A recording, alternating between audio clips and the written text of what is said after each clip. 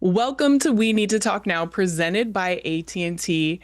I'm Alicia J, and I'm here with Ashley Nicole Moss, and we are live on CBS Sports Network, everyone. So We excited to be are. here with you. We're doing an NWSL Championship preview, and when we decided to do this preview, we had to bring in the one and only Lisa Carlin from Attacking Third. Thank you for being here, Lisa. Guys, thanks for having me. I mean, it is championship week. Let's go. Countdown is on. Biggest game of the season, biggest game of the year, and top two teams. Doesn't get much better than this.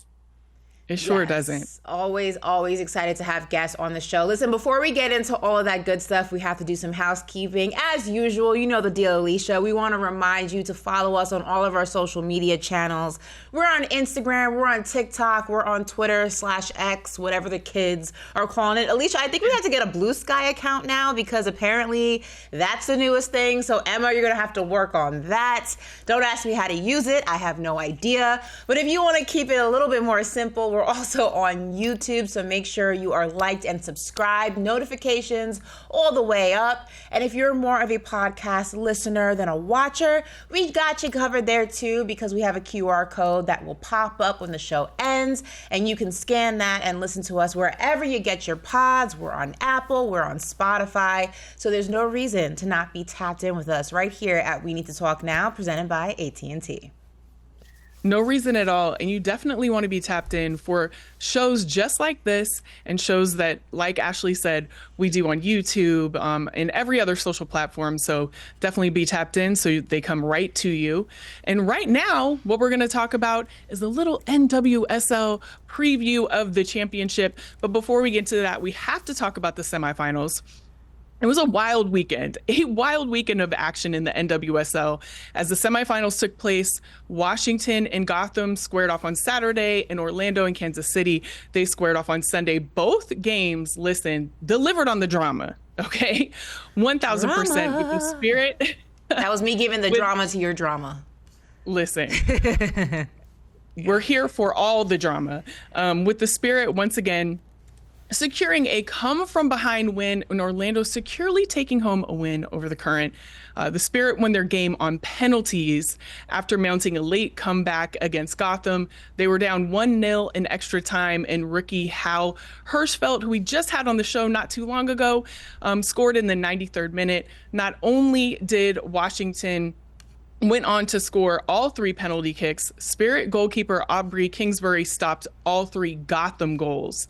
So you want to talk about drama, there it is right there. So looking at that match, I can't help but to think of the Spirit rookie class: Hirschfeld, Bethune, Wiesner, Morris, Brown, and Steinbrook. Lisa, let's start with you. Is this the best rookie class in Spirit history? Yes. Hands down, yes. I mean, you just rattled off 6 rookies for Washington Spirit. Alicia, they've all scored goals this year. So they're doing the work tangibly. It's showing up on the stat sheet. And a lot of the success for this rookie class, I mean, they came in absolute ballers. The draft for Washington Spirit this year was their best draft. They won the draft because of the players they picked, the strategies that they went throughout it. And when you think about this group, Corey Bethune, she just won Rookie of the Year this year, and she got injured. So it was expected that Bethune was going to play this year. She was going to be a big part of this group. You could also think that some of the other higher picks, Hal Hirschfeld, also a first-round draft pick, she would be pretty influential in this Washington team.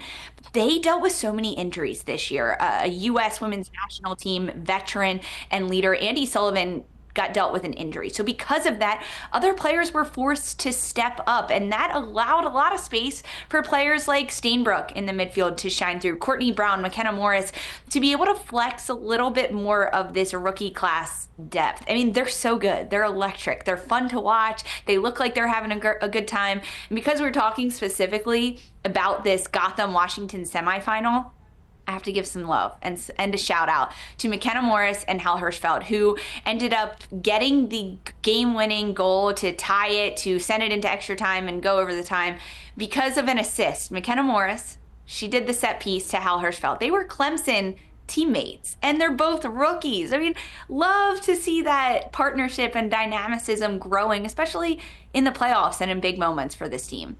I want to kind of make this a little simpler for the non-soccer fanatics to understand, like myself. You know, I can relate it to the NBA and to football about how impressive it is as a rookie to have such a monstrous type of performance, especially when you talk about a league that has so much experience, not just within the NWSL, but just soccer experience as a whole.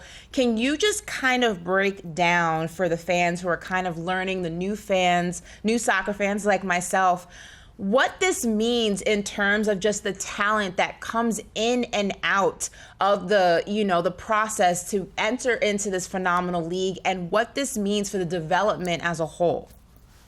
Yeah, it's a really good point, Ashley, because it translates across anything that you do. It's not specific to soccer, right? Even when you are a college graduate and you start your first job, you don't know what the heck you're doing. I know, that's right. You're getting into. That's the same as these rookies. They have obviously played the sport their whole lives, and in college they were superstars, but they were probably the best on their teams. Now they're going into a league with World Cup winners, gold medalists, players that have played and won leagues, won MVP titles around the world, internationally and domestically. And there's a level of being naive that these rookies have over some of these veterans, because they're just going out there and being able to play their game and do what they can do. But the change from playing college soccer to the NWSL and professionally, it's a bigger leap than most even imagine. It is way more physical. You are, say, even Croy Bethune, who played 5 years in college, 22, 23 years old, you're going up against 35-year-old women that are just going to deck you and be so physical. The speed of the game is so fast. When you have 5 seconds in the collegiate game playing D1 in a national championship game, you only have 3 when it comes in the NWSL. So everything has to be that much sharper. You have to be turned on every single moment. There are so many different layers that go into it. And when you think specifically about this Washington rookie class, you have to give a lot of credit to the managers and the clubs themselves for putting these rookies in positions to succeed, to give them the confidence to know that they can go out on the field and tussle with Marta, 6-time FIFA world player, and take her down. They don't need to be scared or intimidated by that. And you can see the fearlessness in this Washington rookie class. Well, Alicia, let's look ahead to this matchup between the Pride and the Spirit. It is Saturday, 8 Eastern on CBS and Paramount Plus, so make sure you are tuned in.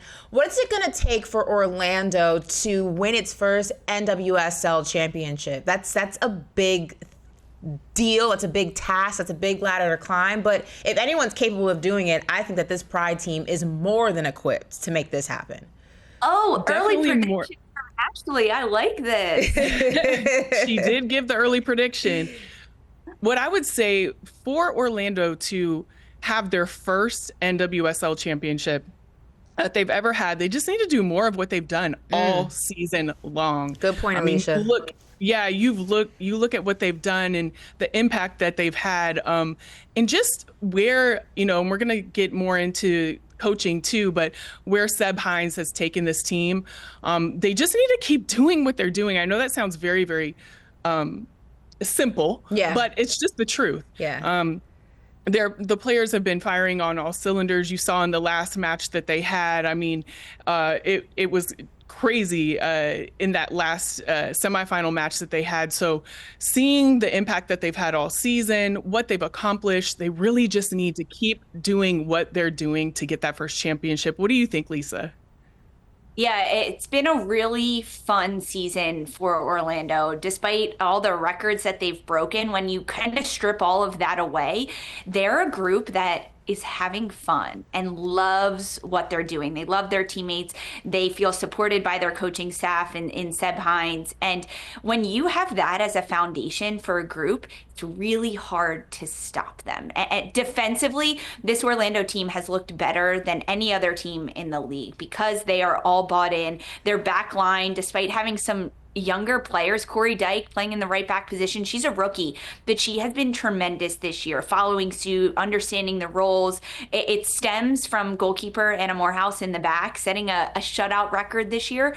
But her ability to establish herself as a goalkeeper in net, that defensive confidence ripples through the entire team. Defensively, Orlando's been so good. Haley McCutcheon in the midfield has been an unsung hero defensively for this Orlando side, because she breaks up the play before it even gets to the back line and Morehouse a lot of times. The depth at Orlando is there as well. They have players that can play a variety of different roles coming off the bench, being game changers, whether you have Summer Yates starting or Ali Watt up top, Adriana.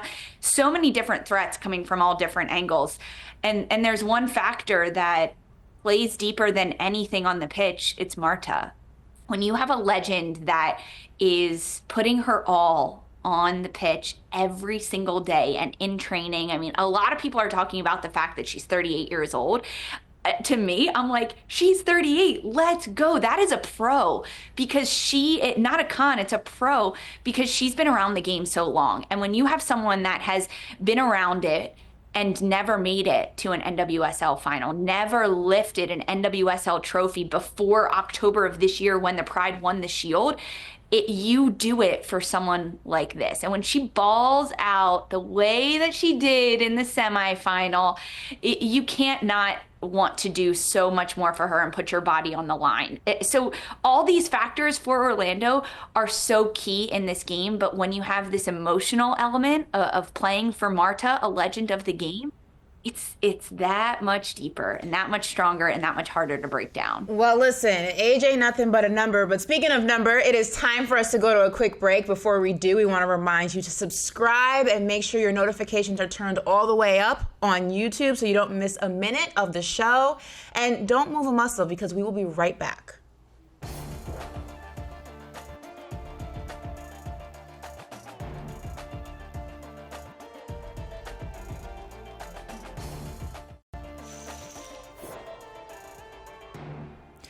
Hello, everybody. Welcome back to We Need to Talk Now, presented by AT&T. Ashley, Alicia, and Lisa here, and we are going to talk some NWSL End of the Season Awards. Now, finalists were announced last week, with the voting being finalized, last Friday.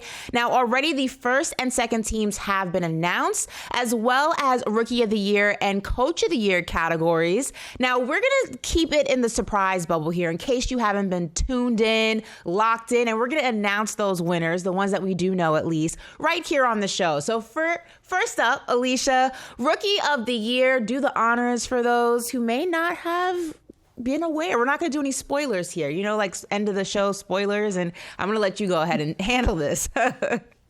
Well, listen, it's not too much of a spoiler, because we've pretty much known this season who the Rookie of the Year is going to be. But we talked about this earlier. Corey Bethune is definitely the Rookie of the Year. What's so amazing to me, and we've touched on a lot of the things that she did as a rookie, but that she did it with like 10 less games than other people did to get that. She was injured. I believe she had a meniscus tear that was a season-ending injury. And with that, even still, she was head and shoulders above the rest as far as I'm concerned for Rookie of the Year. There was so many amazing rookies, but she definitely did that when it comes to it. I mean, 5 goals tied for the most by a rookie alongside her teammate McKenna Morris and Emma Sears. 10 assists, leads the league, tied for most in a single season with Tobin Heath.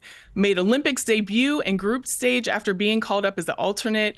All around put together one of the greatest rookie seasons in the NWSL, in my opinion, the greatest rookie season. So definitely earned that in every single way. And it's just amazing, especially with that injury. Alicia, before we move on to the coach, I want to ask you a quick follow-up about this. I mean, what does this say about her future in the league to have this kind of a historic rookie season? We've talked about this when it comes to basketball. We've talked about this with other sports as well on this show, but specifically the NWSL. What is the ceiling for her at this point? I mean, that's a lot to accumulate in one season.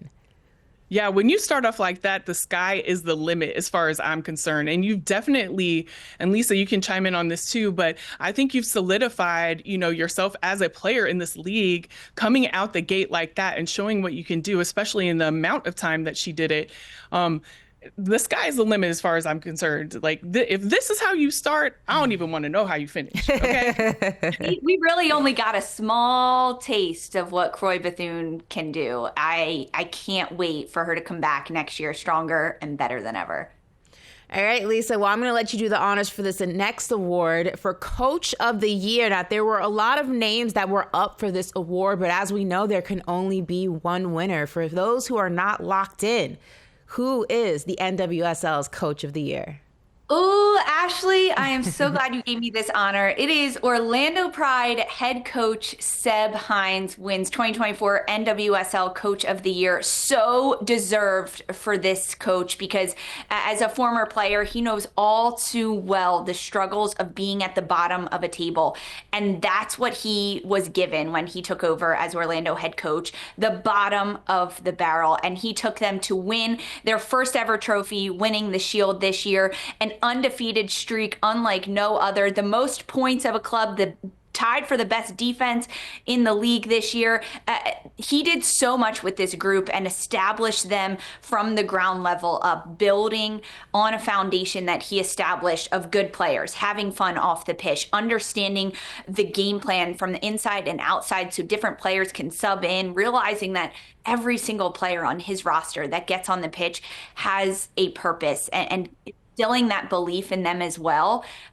It has been a pleasure to watch him this year. I've gotten to chat with him a lot, and he just talks about how much joy he has for the game and how much joy his players have. And it is so evident. And winning the Shield and then taking them all the way to a championship, it is impressive what Hines has done. Well, I mean, we saw it's also very. Yeah, go ahead, Alicia. No, go ahead. Well, it's also important to note that he's the first black head coach in the NWSL. So that's also something that, all season he has been breaking records with as well. And so we'll see if he's the first black head coach to win the NWSL championship as well. And I mean, granted, given the season that the Pride have had historic, not only as a team, but their players, all the records that have been broken, the winning streaks, it's kind of a no-brainer that this award went to him, I would say, right? Can we all agree with that? Yeah, there are elements of it for sure of what he was able to do with this group. Some of the other candidates, it was almost like they did it in a shorter amount of time. But I would say that Hines had a bigger uphill battle to conquer because no one saw Orlando coming this year and being as good as they have been. Well, an award that has yet to be announced is one of my favorite awards in all sports, and that is the MVP. Now, there are a lot of names in the pot for this particular award. Now, Lisa, I'll start with you because I know you've had some pushback on who actually should win this one. Tell us why. So my MVP candidate for NWSL this year is Orlando forward Barbara Banda. She has done an excellent job all over the pitch of changing the game. An MVP is someone that does the work on and off the ball. It's not just the stats of changing the game. And when Banda came in for the Pride, she elevated everything that Orlando was doing, being a threat on the ball, off the ball, defensively, tracking players down, drawing penalties for her team to score and continue to win. She can score left foot, right foot, with her head. She is physical enough to get in there, and she's a true footballer that she wants to play every side of the game. I'm sticking with Barbara Banda. This might be a bit of a hot take. I know Darian Jenkins, former NWSL champion on Attacking Third, she gives me a lot of grief for this one, but I'm sticking with Banda. She's in the championship as well with Orlando, already won a Shield with them. Ride or die, Barbara Banda for MVP. Listen, I understand Banda, excellent player. But, after the Olympics, I don't know about her consistency. That's what I would say on that front. If you would look at that, there's a little bit of a hole there. But, come on, Temwa Shawinga, have you not heard? I love this opposing sides. Because, yes.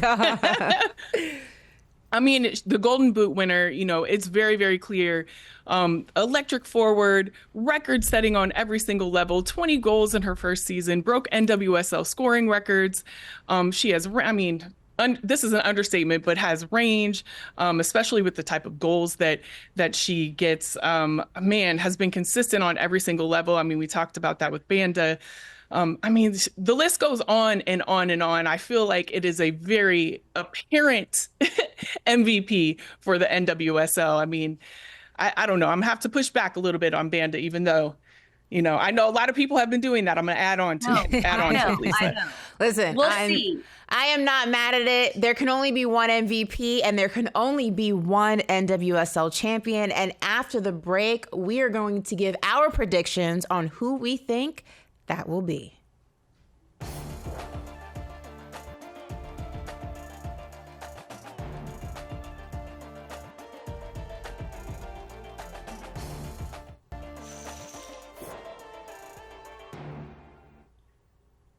Welcome back to We Need to Talk Now, presented by AT&T.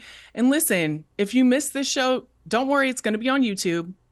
So make sure that you go to our YouTube channel, you subscribe, do all of the things so that you can be connected and also catch what we just talked about, because it was some good conversation that y'all missed.